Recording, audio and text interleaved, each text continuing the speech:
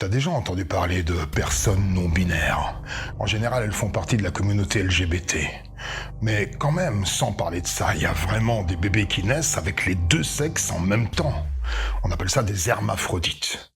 Puis déjà là, on peut plus tellement parler d'un homme ou d'une femme. Mais bon, on va dire que c'est la médecine qui décide. Alors t'as 10 médecins, il y en a 4 qui pensent que c'est plutôt un garçon, 3 qui pensent que c'est plutôt une fille, puis 3, ils ont pas d'avis. Alors on fait quoi? On dit que c'est un garçon parce qu'il y a une sorte de majorité de médecins qui est de cet avis-là? Ok, mais c'est quand même comme ça qu'il a été élu, Macron.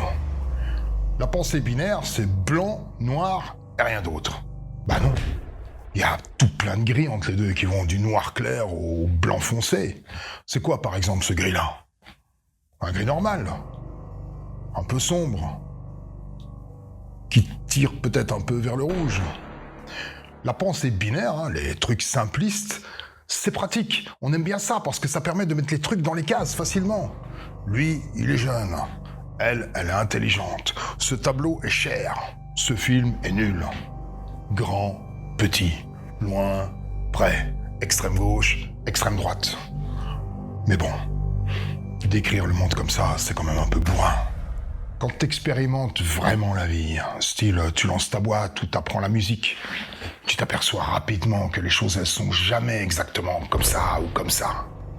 Quand tu poses une question un peu pointue à un expert, mais un vrai, un qui a voué sa vie à un sujet, il te répond jamais par oui ou par non.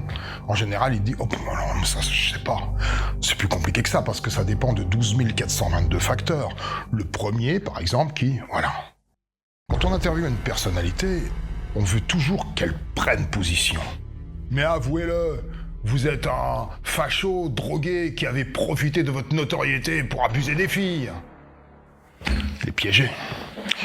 Parce que soit il donne une réponse argumentée et donc longue et compliquée qui fait chier tout le monde, soit il crache n'importe quelle réponse aussi rapide que débile qui fait le buzz pour satisfaire l'audience.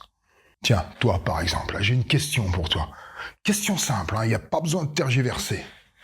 Combien il faut de grains de sable au minimum pour faire un tas? Hein? Comment ça dépend ce que j'entends par un tas?